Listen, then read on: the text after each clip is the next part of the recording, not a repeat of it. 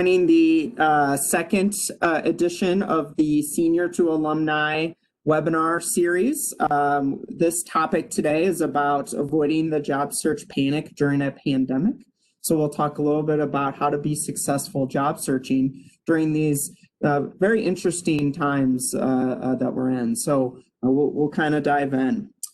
So first, some WebEx etiquette. If you could keep your video and audio muted, that will help with feedback. We are recording this session, so it helps us get a clean recording. There will be times for you to put information into the chat, whether that's I'm posing a question or you want to pose a question to us, and we'll do that. And if you're having any technical issues, my colleague Claire Ami is on the call.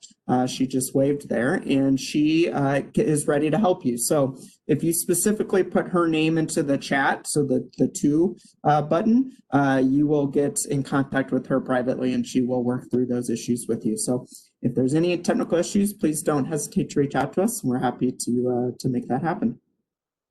So again, what we're going to talk about today is avoiding the job search panic during a pandemic. And here's kind of our roadmap for the day. First, we'll kind of talk about fears people typically have around job searching, and then specifically during the pandemic. Talk a little bit about some job search myths and realities, so the things that maybe are on your mind. Job search timeline with pre and post pandemic implications. I'll kind of talk about what a typical job search timeline looks like and how that might be affected right now because of the pandemic. We'll review some great resources that exist, and we'll finish with questions. So we're really excited to kind of take you through the journey here.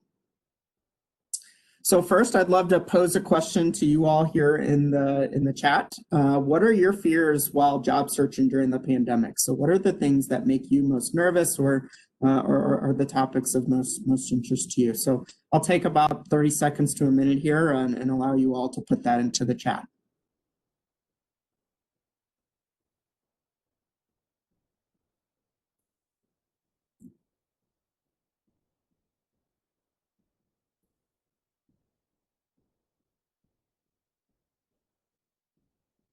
Thanks for sharing, Haley. So the worried about the job market being too competitive now?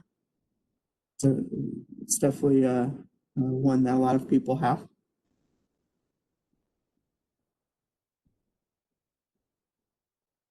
Virtual interviewing, but before Haley responded, Lisa put that in there. So interviewing in this very new world where your first, second, third round interviews could be via Zoom, WebEx, Teams, and how that could look differently. Good. Anything else?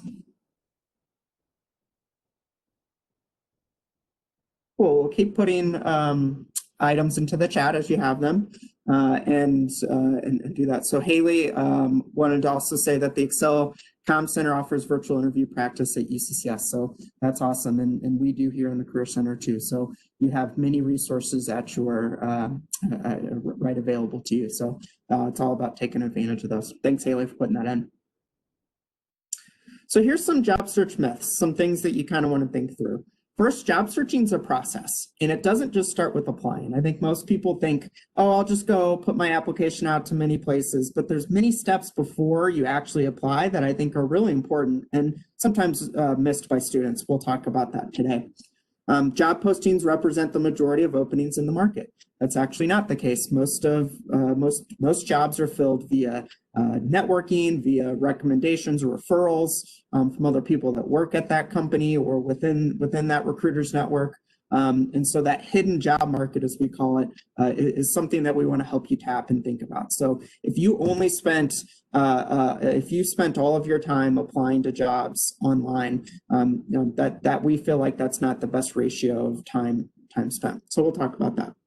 A resume must show a logical progression of jobs and increased responsibility. So that's not true either. You can have a variety of experiences, and it's about how you translate those to the types of jobs and industries that you're applying for. So if you have an internship in the marketing space, but also have an internship in the nonprofit space, both of those are very relevant experiences as you consider applying to what you ultimately want to do. So don't discount an experience because maybe you don't think it's relevant to the field. And then probably the biggest myth we like to debunk here at UCCS is major equals career, and that's not true. Major does not equal career. What we mean by that is your major does not force you to go down a very specific career path. Now it opens options, and there are certain fields that do require certain degrees. That will always be true, but the large majority of opportunities that exist in the job market don't require a specific degree. They're looking for a skill set. So we want you to think about you as a skill set, not just you defined by your major. Your major is a part of your skill set, but not the whole thing. So those are a few things that are important for you to know. Here's some current realities, particularly with the pandemic. First, patience and resiliency right now are really important skills to showcase, and you have to be ready to tell stories to really back that up. And in fact, companies are looking for those two skills in particular, because as you get onboarded to these organizations, you're going to have to showcase those skills as you potentially work virtually and really get integrated into the team environment. Certain industries have definitely been hit harder than others. So there are certain industries. Hospitality comes to mind, health, the travel industry, retail. Some of those industries have really been hit by the pandemic. So you might not see as many openings in those industries. But on the backside, there are certain industries that have actually grown during these times. Cybersecurity, engineering, government, so doing contract work. Working on one of the bases as a civilian, for example, those opportunities are growing right now. There's a need for those people. So those are just to name a few, and we're always happy to talk about your specific situation and what you're looking for. Recruitment disruption's real. And what we mean by that is the typical recruitment process that companies had may not be the same now than it was 8-9 months ago pre-pandemic. So knowing that is important. So timelines might be different. The process may feel a little bit differently, but we're going to help you explore that and really figure that out so that you have a good sense of what to expect. And then something that Haley mentioned is competition is real. We want you to know that going out there and job searching is not going to be as simple as applying to the first job and getting that.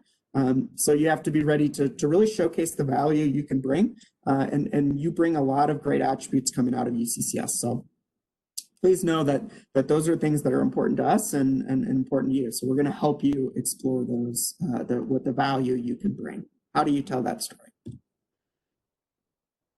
All right, so we'll kind of start now with the job search timeline. So this is what a job search process can look like, and kind of the steps. So step one, defining your job target's really important. Most students just come in, or I should say a lot of students come in and say, I just need to find a job. I don't really know what I want to do. I don't know where I want to be. I need to find that next step.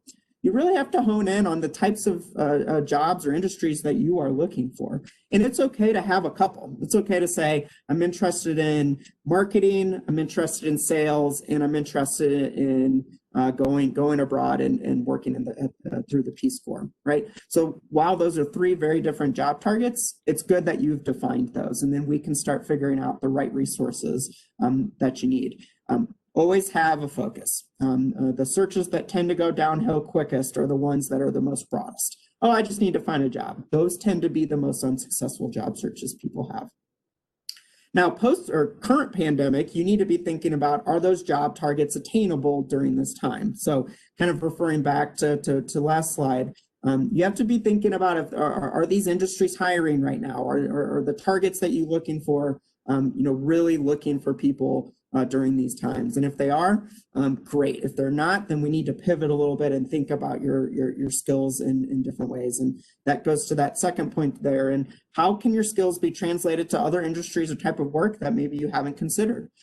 So that slight pivot can help you really figure out what's next. So those are just some things to kind of think about when you're defining those job targets. When you meet with anyone here at UCCS with career, whether it's the Career Center, College of Business, Career Development Center, or faculty or anyone else, probably one of the first questions they're going to ask is, well, what are the types of jobs you're looking for? And we're going to help you figure that out. So I alluded to skills, and these are what we call the career competencies that are important regardless of discipline, major, or area. So if you want to be thinking about, before you come in for an appointment, be thinking about where you've gained some of these skills: critical thinking, oral and written communication, teamwork, using technology, leadership, professionalism. These are global and intercultural competencies. So these are the things that employers are going to be looking for. Now, there'll always be very specific skills companies are looking for specific jobs. But ultimately, if you can showcase some of these, you're going to be putting yourself ahead of other candidates. So this is also something that if you come in and meet with any career professional on campus, we're going to help you think about how you can build these skill sets and what experiences you've had that lend well to those. Step 2 is network. So alluding back to that kind of hidden job market, we want you to be thinking about who lives in your network, whether that's professional, social, friends, family, and how we can leverage that. So pre-pandemic, a lot of that was done face-to-face, right? And we were connecting the dots between, a friend connecting you to someone that they know. Also, it's important to know that networking is not schmoozing. It's not trying to trick someone into doing something for you. It's about mutually beneficial relationships. So that there are things you can offer to people that are 20, 30 years into the field, and knowing that is really important. Now, post-pandemic, we have to, it's kind of away from the face-to-face, and now we have to leverage technology to help us really do this well. So using sites like LinkedIn, using Zoom, WebEx, Teams, FaceTime, any of the technology that exists to connect with people. And we're a big proponent of doing informational interviews, and this is a really good time to do that. So that's where you actually interview a professional in the field who's doing something maybe you have an interest towards, and you can ask them questions. And I promise you, people are excited to do those because they're ready to talk about their background, experiences, and company, and it really could lead to potential opportunities for you. So those are just a few things to think about with your network, and we're always going to help you try to figure out how your network can be built during this pandemic. So step 3, essential skills and competencies. So now that you have your job targets, and now that you have kind of your idea of who's in your network, now you have to think about what are the essential skills or competencies for each of my job targets. So, looking for themes, what are the types of skills that are pretty relevant or pretty translatable based off all the types of job descriptions you look at. Direct experience mattered pre-pandemic, and now more than ever post-pandemic, it's about leveraging those skills into different industries and jobs like I talked about earlier. And really leverage technology. So one of my favorite activities I do with students is we'll copy and paste a job description into Wordle, and what you see here is an example of that. And what the Wordle will do is pop out the most important words for that job description, right? So with this one, you'll see the words like advertising, customers, so customer service, photography, let's see, execution, success. So these are words we want you to then use within the resume and cover letter that you write. So please let us know that we can help you with this. So we're always looking for creative ways to look for the trends. You have to tailor that resume, which we'll talk about. All right, step 4 is hiring methods. Now you need to learn within those job targets, what is the typical hiring methods, recruiting strategies that those companies take? What's the timeline? Some companies recruit in the fall if you're a May grad. Some recruit in the spring as a May grad. So you have to kind of know and figure out those things. And we're here to help you. The Career Center and all the career professionals on campus will have a good sense of those industries and what the typical timelines are for that. The size of business matters. So typically smaller companies don't know what their openings or needs are going to be early. So they tend to recruit more of what I call just in time, right? So you might see them a little bit closer to graduation time.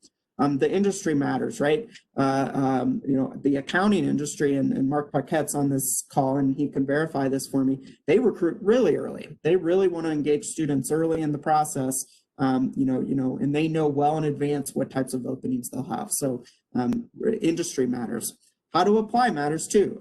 So applying online or sending in a portfolio for the creative industries. Those are all things that are going to be a little bit different based off the job targets.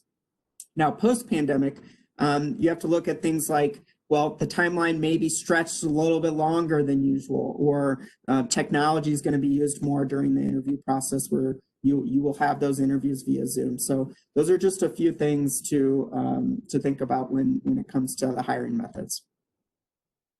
So now we're at the actually prepare and apply stage. So kind of going all the way back to my myths, job searching doesn't start with just that application process. So now we're there. So tailoring the resume and cover letter.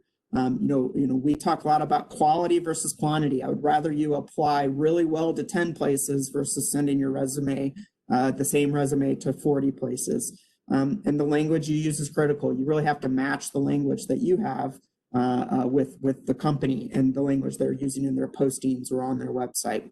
Again, that competition piece is definitely kind of there now post-pandemic. So how do you stand out? And what's the value you're going to bring to that organization? So those are the things that you really have to think about as you consider applying. So here's kind of an example of how you should tailor your resume to a specific job posting. So you'll see over on the left the specific requirements for a job. This is for a career coaching position. And over on the right, you'll see where I match those qualifications with that specific responsibility or skill. So it's really important to do that. And one thing I want to highlight, it's okay if you don't meet all the qualifications, still apply. The best way I put this is make the company tell you no. If you don't apply, you literally have no chance. So this is just an activity I tend to do with students when they're applying for very specific roles, and highlighting where in their resume or cover letter where they highlighted those. So really important to speaks to that apply well phase. Step 6 is interviewing. So now that you hopefully have gotten the applications in, you're starting to hear back from those companies. You really have to tell your story. You have to practice. So Haley talked a lot about the Excel Center's offering, the Communications Excel Center offering virtual interviewing practice, and we can do that as well. And really be ready for specifically what we call behavioral interviewing. And those are questions like, tell me about a time when, and then some scenario. Tell me about a time when you worked in a group. Tell me about an experience when you had to deal with a difficult customer. That forces you to talk about very specific things that have happened to you, and you really can prepare for those. So we can help you do that and get you ready for that. Post-pandemic, because technology is being used more, you have to be thinking about, there's this concept called AI, or artificial intelligence, where you may not actually interview with a person. You may interview with what I would call a robot, and they're looking at things like your eye contact and your affect and your personality and how that's coming across this way via technology. So how you really stand out during that process is very different than how you might stand out with an in-person interview. Now, ultimately, we tell people to prepare the same, but for an interview, whether it's in person, virtual, or phone, but there are some different things you'll want to think about. So we'll help you with that. And then steps 7 and 8, which is kind of the follow-up and the finish with grace piece, which is sometimes missed. Things like thank you notes and following up with companies after you've interviewed with them, and reflecting on the process, particularly before you find out if you get the job, because that could lead to reflection bias, as I call it. So those are a few things to think about. Now, post-pandemic, some additional things to think about is, it probably makes sense to send an email thank you note versus a handwritten, because most people probably aren't working in their offices, so you won't have a way to do that handwritten note. Also, timing affects that. So if you know that they're going to make a quick decision, you definitely want to get them that thank you email pretty quickly. Understanding timelines and asking timeline questions during the interview process is really important. How long are they expecting to take during the process? Those are all good things for you to know. And onboarding is going to be really different. You might get onboarded virtually, meaning you don't go to a physical office, or you only go to a physical office for like a week-long training, and then you go back home and do most of your work that way. So just know that those are a few things that are going to be a little bit different than maybe during normal times. So some key resources we want you to know about. First, Handshake, and I know many of you probably have heard of this, but Handshake's a job and internship platform that UCCS acquired back in March, and it has opportunities all over the country. and in all industries and all areas. So we are, what we do is we vet employers that try to recruit on campus, and we put those employers through that vetting process, and then they're able to their positions. Last I checked, there was, I think, close to 3,000 jobs, if job and internship postings, if not more now. So we have seen that really increase here in the last 2 to 3 months, which is exciting. LinkedIn is also a great resource. So make sure you're creating a profile, connecting with professionals, connecting with alumni. This is a great way to find some of those informational interview opportunities, and we'll help you explore that. And then there's been some really good resources out there. I think LinkedIn had one, as well as some others, about who's in hiring freezes, who's hiring now, what internship programs have stopped, which are still going. So if you're really looking for some specific information, these tend to be on the bigger organizations in the world, but still a really great resource. And then last, don't forget to make an appointment with us. We can talk about your specific job search and really target it that way. So you can do that by heading to Starfish or emailing our careers account, and we'll be ready for you. Lastly, before I open it up for questions, and I think maybe 1 or 2 have come in, we will do one more session in the Senior to Alumni Career Webinar Series, and it's on November 10th, and it's what I wish I would have known before graduation panel. So we have found some awesome recent alum that are going to talk about their transition. Some actually transitioned in May during the pandemic, so they'll talk a little bit about that. Others have been out for a little bit longer, and we think that panel is going to be really engaging. So we hope that's something you'll consider joining.